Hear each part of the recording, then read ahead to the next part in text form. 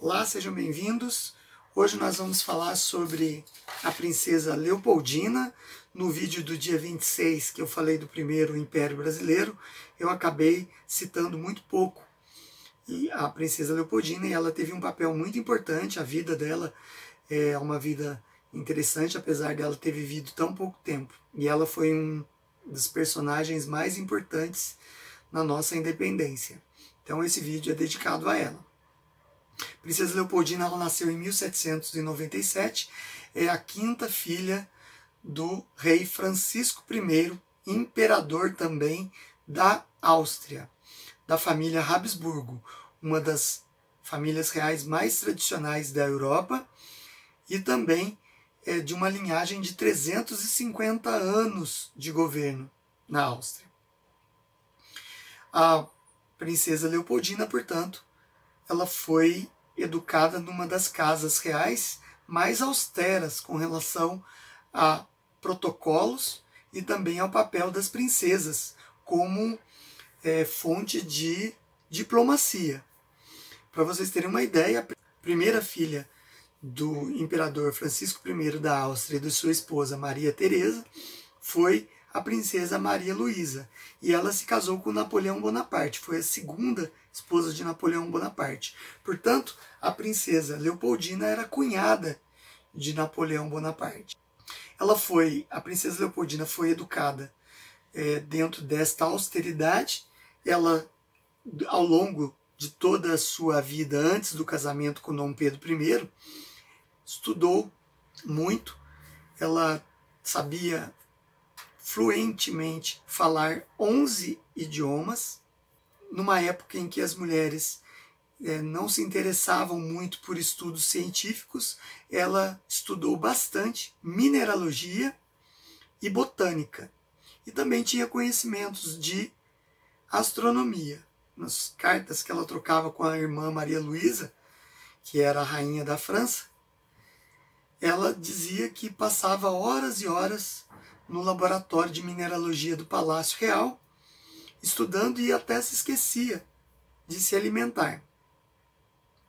Então ela cresce dentro desse ambiente de formalidades. Ela participava de recepções formais, protocolares, além dos estudos de etiqueta, que eram rígidos. Ela tinha que aprender a andar, a falar e a se portar como uma futura rainha. Então, dentro deste contexto, em 1817, era comum os casamentos por acordos diplomáticos, por interesses políticos, e assim o príncipe regente do Brasil, Dom João, que viria a ser Dom João VI, rei do Reino Unido, Portugal, Brasil e Algarves, enviou um embaixador, Marquês de Marialva, que era o embaixador brasileiro em Paris, para visitar várias cortes na Europa, a fim de apresentar Dom Pedro, que era o príncipe herdeiro de Portugal. Dom Pedro foi apresentado no Império Austro-Húngaro, e era do interesse do Brasil ter esse acordo diplomático de casamento com uma das famílias reais mais tradicionais da Europa, mostrando também que a família real portuguesa continuava tendo bastante importância. Até mesmo o casamento serviria para isso. Aumentar os laços de importância da família real na Europa. E era também interesse do Império Austro-Húngaro também ter posse de terras fora da Europa, principalmente na América. Eles tinham esse interesse. Portanto, eles acabaram aprovando o casamento. Na época se levava um quadro, não existia fotografias ainda no início do século XIX, então levava-se um quadro artístico. Lógico que era um quadro formal, com o príncipe pintado com suas faixas reais e com as suas medalhas, e geralmente passava uma imagem de beleza e de altivez. A princesa não escolhia o marido pelo quadro, quem escolhia era o pai dela, o imperador. Assim, foi estabelecido esse casamento, né, entre as duas casas reais, a Casa de Bragança, que era o sobrenome da família real portuguesa, e a Casa de Habsburgo, que era a família real austríaca. Então a princesa Leopoldina, ela teve aí 5 meses para se preparar para vir ao Brasil. Ela se casou no papel com com o futuro imperador do Brasil, Dom Pedro, representado pelo Marquês de Marialva. Ela se casou no dia 17 de fevereiro de 1817 e só embarcou para o Brasil em junho do mesmo ano, chegando no Brasil apenas em novembro, numa viagem que durou 5 meses e fez diversas paradas em países da Europa, inclusive Portugal, e na Ilha da Madeira, onde permaneceram durante um tempo. Ao desembarcar no Rio de Janeiro, ela foi recepcionada em uma grande festa nas ruas, né? Os escravos fizeram uma grande limpeza nas cidades por onde passaria a carruagem, e ela foi recepcionada no porto pelo próprio rei de Portugal, Dom João, e pela sua esposa, a rainha Dona Carlota Joaquina. E o príncipe herdeiro, Dom Pedro, que era o esposo, foi recepcioná-la dentro da embarcação. Os dois desceram juntos. É relatado através de cronistas que ela, ao pisar em solo brasileiro, ela beijou os pés do seu sogro e de sua sogra, e depois foi conduzida em carruagem junto com o esposo pelas ruas do Rio de Janeiro. No trajeto foram espalhadas pétalas de rosa até o Palácio Real, onde eles fixariam residência, o Palácio da Boa Vista. A sua chegada ao Brasil trouxe consigo também uma missão científica austríaca que colheu diversas amostras de plantas e animais exóticos do Brasil, exóticos na Europa, né? E insetos e tudo mais, levando para a Europa todo esse conhecimento, e até hoje estão expostos em museus na Áustria. Por ser muito religiosa, muito católica, uma católica dedicada, ela, quando chega no Brasil, e sabendo que o povo brasileiro também era muito católico, ela adota o nome de Maria e começa a assinar os documentos como Maria Leopoldina. Assim, nos 3 primeiros anos de casamento, a princesa Leopoldina, através de suas cartas, ela tem mais de 1000 cartas depois que ela chegou no Brasil.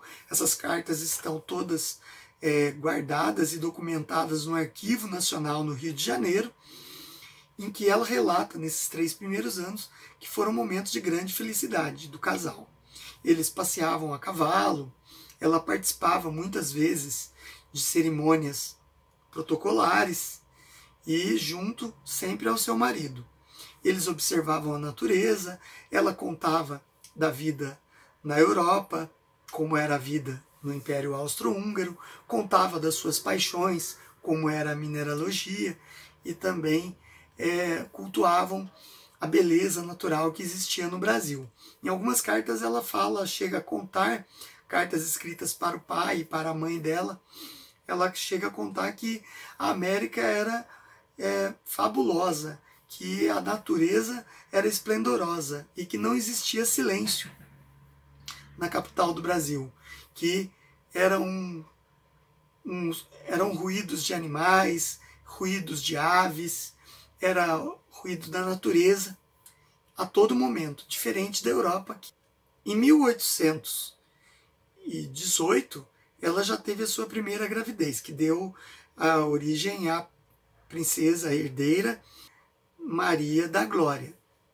Bem, mas depois dos 3 primeiros anos de casamento, é lógico que as coisas mudaram. né? O príncipe Dom Pedro acaba assumindo as responsabilidades depois que o pai dele deixa o Brasil em 1821 e retorna às cortes portuguesas. Assim, Dom Pedro passa a ser o príncipe regente. E como nós vimos na aula passada aqui no canal, vários compromissos acabam tomando conta da agenda do príncipe regente.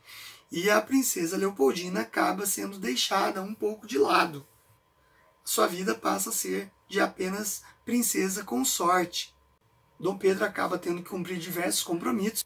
A princesa Leopoldina, ela tinha grande influência na corte. Ela foi uma das principais negociadoras para que José Bonifácio se transformasse em ministro da Justiça e desse todo o aporte jurídico para que Dom Pedro se transformasse num príncipe regente e conduzisse o processo de independência do Brasil. É sabido, através de cartas, em que ela conversa com o patriarca da independência, José Bonifácio, e também com o marido, que muitas vezes estava em viagens pelo Brasil. Em junho de 1822, Dom Pedro viaja para São Paulo para resolver distensões políticas dentro do Partido Brasileiro que o apoiava. E assim ele deixa a princesa Leopoldina como a princesa regente do Brasil, com plenos poderes. Então, a princesa Leopoldina ela foi a primeira mulher a governar o Brasil neste período, durante o período de regência, enquanto Dom Pedro estava em viagem. Devido à pressão das cortes portuguesas sobre o Brasil, e todas essas pressões vinham através de mensagens trazidas por emissários de Portugal, exigindo a volta de Dom Pedro como princesa regente, e com o Conselho de Ministros, ela decide assinar o documento de declaração de independência do Brasil dia 2 de setembro. Isso é um documento que já deixa o Brasil independente, porém não é muito conhecido dos brasileiros. Ela envia cartas dela e do ministro da Justiça, José Bonifácio, para Dom Pedro, que recebe essas cartas às margens do Riacho Ipiranga. Quando ele lê essas cartas, contando todo o relato do ambiente que estava para acontecer, as ameaças das cortes portuguesas, e contava também que a princesa Leopoldina já havia assinado a declaração de independência, ela o aconselha. Numa frase muito pontual, ela diz: "O pomo está maduro, colha-o, pois senão ele apodrecerá." E assim, Dom Pedro toma as rédeas do seu cavalo e proclama a nossa independência. O fato é que acabou-se escolhendo o dia 7 de setembro como dia da independência, mesmo o documento assinado pela princesa Leopoldina sendo datado do dia 2 de setembro. Então foi muito importante o papel da princesa Leopoldina na nossa independência, que geralmente é esquecido esse papel. A cerimônia de coroação de Dom Pedro, que vai acontecer em dezembro de 1822, já também coroa a princesa Leopoldina como rainha consorte do Brasil. Até esse momento da nossa independência, ela era muito influente junto a Dom Pedro. Depois essa influência vai deixando um pouco por o imperador ter vários compromissos, ter que visitar regiões da colônia, ser o comandante do exército e ter que debelar diversas revoltas que aconteceram durante esse período. Em 1826, quando Dom Pedro parte para o Rio Grande do Sul, acompanhando as tropas brasileiras que iam lutar contra a revolta na Cisplatina, que buscavam a independência e acabaram conseguindo, se tornando o país Uruguai, Dom Pedro deixa a rainha Leopoldina como rainha regente, porém ela estava grávida e doente. No dia 26 de novembro desse mesmo ano, ela ainda se reuniu com o Conselho de Ministros, assinou documentos como rainha regente, escreveu uma carta para o marido pedindo que ele voltasse, pois ela não estava muito bem de saúde, e foi muito carinhosa nessa carta. Os registros mostram que ela teve muita febre, dores intensas pelo corpo, e ela ficou acamada até o dia 11 de dezembro, quando ela dá à luz a um filho natimorto e ela vem a falecer. Acredita-se que o falecimento dela foi em meio a muita dor e sofrimento. Dom Pedro veio a se casar uma segunda vez com também uma princesa austríaca, Dona Amélia de Laustenberg. É importante deixar registrado que, a partir do momento em que Dom Pedro I se torna imperador do Brasil, e que ele daí tem uma série de responsabilidades, né, governando o Brasil, ele também vai se afastando da rainha Leopoldina. Ela teve praticamente um filho por ano.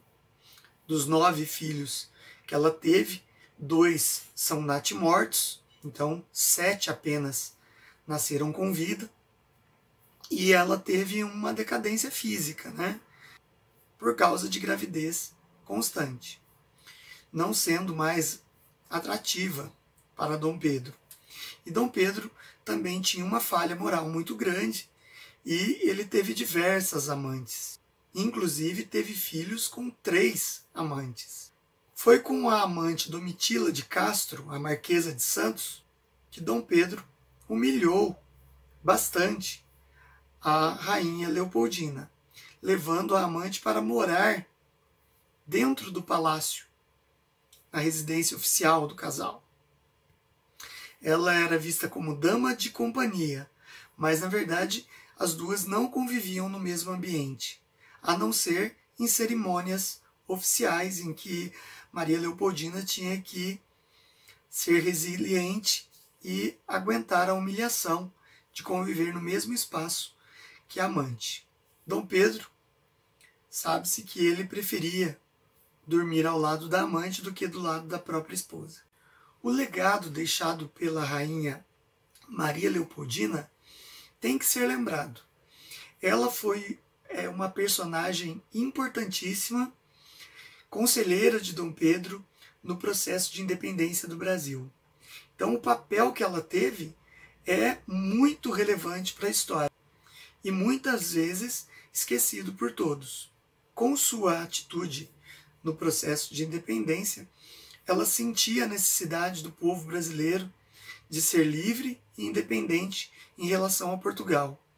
E também sentia que o marido precisava deste apoio dela como rainha para proclamar a independência do Brasil. E isso foi feito, e a rainha Maria Leopoldina tem seu nome gravado na história do Brasil como uma rainha resiliente, fiel ao marido, extremamente católica, que ajudava os pobres. Quando da sua morte, os cronistas de sua época contam que os pobres, menos favorecidos e escravos choraram muito durante as cerimônias fúnebres da rainha. É importante deixar relatado aqui que em suas cartas ela não concordava com a continuidade da escravidão no Brasil. Em 1972, nas comemorações de 150 anos da independência do Brasil, foi construído um mausoléu nos jardins do Museu Ipiranga, em São Paulo.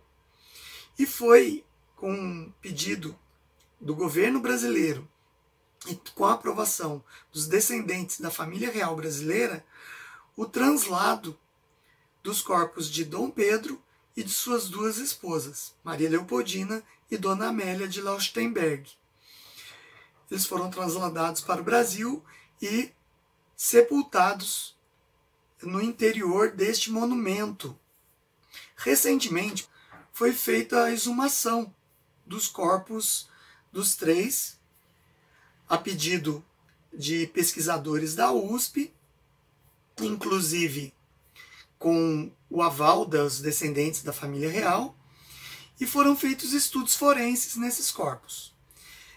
O interessante é que corria um boato, uma lenda, que a dona Maria Leopoldina havia falecido em decorrência de violência doméstica causada por Dom Pedro, que havia quebrado um fêmur dela por ela ter se recusado a participar de uma cerimônia oficial em que a Domitila de Castro estaria presente.